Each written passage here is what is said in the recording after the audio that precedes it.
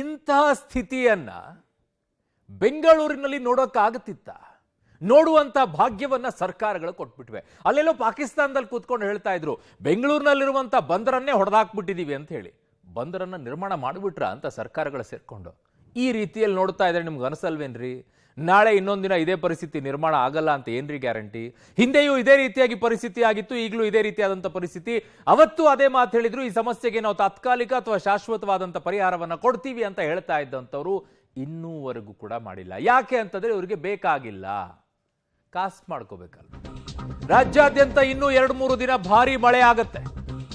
ಬೆಳಗಾವಿ, ಶಿವಮೊಗ್ಗ, ಉತ್ತರ ಕನ್ನಡ, ದಕ್ಷಿಣ ಕನ್ನಡ, ಚಿಕ್ಕಮಗಳೂರು, ಉಡುಪಿ ಇಲ್ಲೆಲ್ಲ red alert ಅನ್ನ ಕೊಟ್ಟಿದ್ದಾರೆ. ಅಂದ್ರೆ ಭಯಂಕರವಾಗಿ ಮಳೆ ಆಗುತ್ತೆ. ರೆಡ್ ಅಲರ್ಟ್, ಭಾರಿ ಮಳೆ ಸಾಧ್ಯತೆ ಇದೆ. ಕೊಡಗು, ಹಾಸನ, ಹಾವೇರಿ, ಧಾರವಾಡ ಜಿಲ್ಲೆಗೆ ಆರೆಂಜ್ ಅಲರ್ಟ್. ಅಂದ್ರೆ ಸ್ವಲ್ಪ ಅದಕ್ಕಿಂತಲೂ ಸ್ವಲ್ಪ ಕಡಿಮೆ ಆಗುತ್ತೆ. ಬೆಂಗಳೂರು, ತುಮಕೂರು, ಚಿತ್ರದುರ್ಗ ಜಿಲ್ಲೆಗೆ ಯೆಲ್ಲೋ ಅಲರ್ಟ್ ಅನ್ನ ಘೋಷಣೆ ಮಾಡಿದ್ದಾರೆ. ಇನ್ನೆರಡು-ಮೂರು ದಿನ ಮಳೆ ಮುನ್ಸೂಚನೆಯನ್ನ ಹವಾಮಾನ ಇಲಾಖೆ ಕೊಟ್ಟಿದೆ. ರಾಜ್ಯಾದ್ಯಂತ ಇನ್ನೂ 2-3 ದಿನ ಭಾರಿ ಮಳೆ ಆಗುತ್ತೆ ಅಂತ ಹೇಳ್ತಾ ಇದ್ದಾರೆ. 22ನೇ ತಾರೀಕು 23ನೇ ತಾರೀಕಿನವರೆಗೂ ಕೂಡ ಮಳೆ ಆಗುತ್ತೆ. ಅದಾದ ನಂತರ 1 ವಾರ ಬಿಡುವಾಗುತ್ತೆ. ಪೂರ್ವ ಮುಂಗಾರು ಮುಗಿಯುತ್ತೆ. ತದನಂತರ ಮುಂಗಾರು ಆರಂಭವಾಗುತ್ತೆ. ಆಗ ಮಳೆಗಾಲನೇ ಆರಂಭವಾಗ್ಬಿಡುತ್ತೆ. ಮಳೆಗಾಲ ಬೇಗ ಇದೆಯಾ ಅಥವಾ ತಡವಾಗಿದೆಯಾ ಅನ್ನುವಂಥದ್ದನ್ನು ಕೂಡ ಹವಾಮಾನ ಇಲಾಖೆ ಹೇಳಬೇಕು. ಈಗ ಸದ್ಯಕ್ಕೆ ಹೇಳ್ತಾ ಇರುವಂಥದ್ದು ಪೂರ್ವ ಮುಂಗಾರಿನ ಆರ್ಭಟ ಜೋರಾಗಿದೆ. ಕೆಲವು ಕಡೆಗಳಲ್ಲಿ ರೆಡ್ ಅಲರ್ಟ್ ಅನ್ನ ಘೋಷಣೆ ಮಾಡಿದ್ದಾರೆ, ಕೆಲವು ಕಡೆಗಳಲ್ಲಿ ಯೆಲ್ಲೋ ಅಲರ್ಟ್ ಇದೆ. ಅದಕ್ಕಿಂತಲೂ ಕೂಡ ಕಡಿಮೆ ಆಗುವಂತಹ ಮಳೆ ಎಲ್ಲೂ ಕೂಡ ಕಾಣಿಸ್ತಾ ಇಲ್ಲ. ರೆಡ್ ಅಲರ್ಟ್ ಎಲ್ಲೆಲ್ಲಿ? ಅತ್ಯಧಿಕ ಮಳೆ ಬೆಳಗಾವಿ, ಉತ್ತರ ಕನ್ನಡ, ಕರಾವಳಿ ಭಾಗದಲ್ಲಿ, ಮಲೆನಾಡು ಭಾಗಗಳಲ್ಲಿ ಅತಿ ಹೆಚ್ಚಿನ ಮಳೆ ಆಗುತ್ತೆ ಅಂತಿದ್ದಾರೆ. ಬೆಳಗಾವಿಯಲ್ಲೂ ಕೂಡ ಬೆಳಗಾವಿಯ ಎಲ್ಲಾ ಭಾಗಗಳಲ್ಲ ಅಥವಾ ಬೆಳಗಾವಿಯ ಮಲೆನಾಡು ಭಾಗಗಳಲ್ಲಿ ಕಾಣಿಸಿಕೊಳ್ಳುತ್ತಾ? ಪಶ್ಚಿಮ ಭಾಗಗಳಲ್ಲಿ ನೋಡಬೇಕಾಗತ್ತೆ ಅಲ್ಲ, ಪಶ್ಚಿಮ ಘಟ್ಟಗಳ ತೀರಗಳಲ್ಲಿ. ಬೆಳಗಾವಿಗೆ ಪಶ್ಚಿಮ ಘಟ್ಟಗಳು ಅಂಟಿಕೊಂಡು ಬರುತ್ತೆ.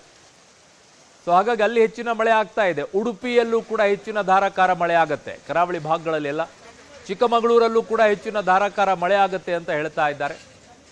ಸೊ ದಕ್ಷಿಣ ಕನ್ನಡದಲ್ಲೂ ಕೂಡ ಅತ್ಯಧಿಕ ಮಳೆ ಆಗುತ್ತಾರೆ ಅಂತ ಹೇಳಿ ಹಾಗಾಗಿ ರೆಡ್ ಅಲರ್ಟ್ ಅನ್ನ ಕೊಡ್ತಾ ಇದ್ದಾರೆ. ಇವೆಲ್ಲ ಭಾಗಗಳಲ್ಲೂ ಕೂಡ ರೆಡ್ ಅಲರ್ಟ್ ಅಂದ್ರೆ ತುಂಬಾ ಎಚ್ಚರಿಕೆಯಿಂದ ಇರಬೇಕು. ಆರೆಂಜ್ ಅಲರ್ಟ್ ಅನ್ನ ಕೊಡ್ತಾ ಇದ್ದಾರೆ. ಅತ್ಯಧಿಕ ಮಳೆಗಿಂತ ಸ್ವಲ್ಪ ಕಡಿಮೆ ಭಾರಿ ಮಳೆ ಆಗುತ್ತೆ ಅಂತ. ಎಲ್ಲೆಲ್ಲಿ ಯಾವ್ಯಾವ ಜಿಲ್ಲೆಗಳಲ್ಲಿ ಅನ್ನೋದನ್ನ ಹೇಳ್ತಾ ಇದ್ದೀವಿ. ಧಾರವಾಡ, ಹಾವೇರಿ ಇವೆಲ್ಲ ಅಕ್ಕಪಕ್ಕದಲ್ಲಿರುವಂಥ ಜಿಲ್ಲೆಗಳು. ಧಾರಾಕಾರವಾಗಿ ಮಳೆ ಆಗುತ್ತೆ, ಭಾರಿ ಮಳೆ ಆಗುತ್ತೆ ಅಂತ ಹೇಳ್ತಾ ಇರುವಂಥ ಜಿಲ್ಲೆಗಳು.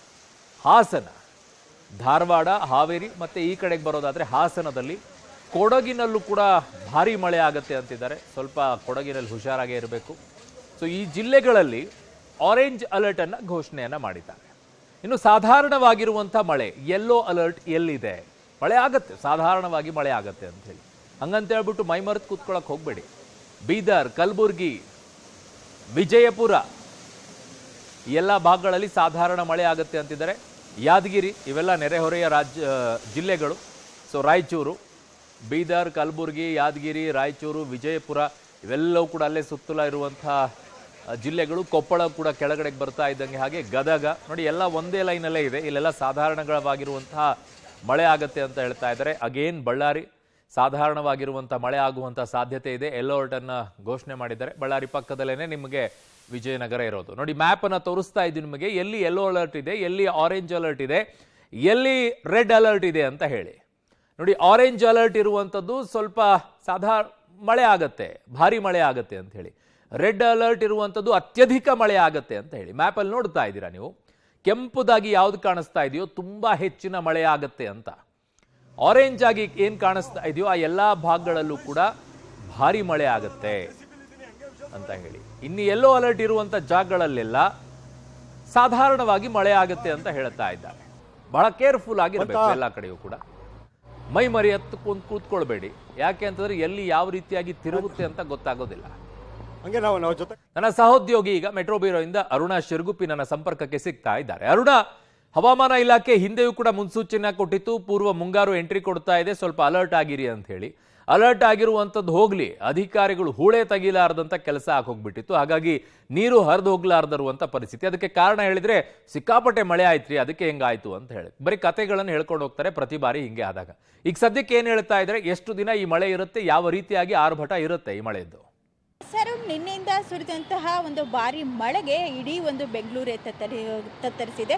ಅದರಲ್ಲೂ ಕೂಡ ಹವಾಮಾನ ಇಲಾಖೆ ಒಂದೆಡೆ ಪೂರ್ವ ಮುಂಗಾರಿನ ಆರ್ಭಟ ಜೋರಾಗಿದ್ದರೆ ಮತ್ತೊಂದೆಡೆ ಅರಬ್ಬಿ ಸಮುದ್ರದಲ್ಲಿಯೂ ಕೂಡ ವಾಯುಭಾರ ಕುಸಿತವಾಗಿದೆ. ಈ ಎರಡೂ ಕಾರಣಗಳಿಂದಾಗಿ ಹೆಚ್ಚಿನ ಪ್ರಮಾಣದಲ್ಲಿ ಮಳೆ ಆಗ್ತಾ ಇದೆ.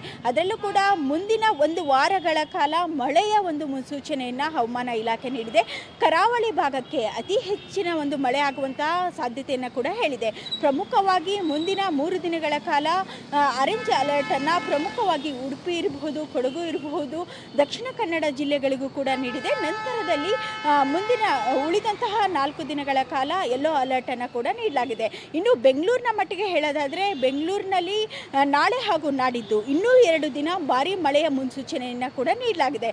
ಈಗಾಗಲೇ BBMP ಅವರು ನೀಡಿದಂತಹ ಮಾಹಿತಿಯ ಪ್ರಕಾರ ನಿನ್ನೆ ರಾತ್ರಿಯಿಂದ ಬೆಳಗಿನವರೆಗೂ ಕೂಡ ಸುರಿದಂತಹ ಒಂದು ಮಳೆಗೆ 66 ಮಿಲಿಮೀಟರ್ ಕೂಡ ಮಳೆ ಆಗಿದೆ ಎನ್ನುವಂತಹ ಒಂದು ಸೂಚನೆಯನ್ನು ಕೂಡ ಕೊಟ್ಟಿದ್ದಾರೆ.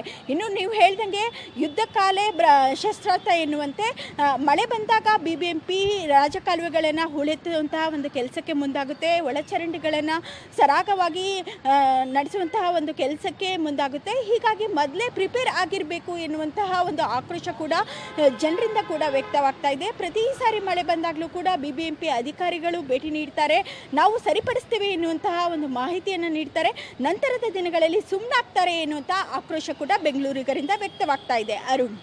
ಓಕೆ ಅರುಣ, ನಿಮ್ಮೆಲ್ಲ ಮಾಹಿತಿಗೆ ಧನ್ಯವಾದಗಳು.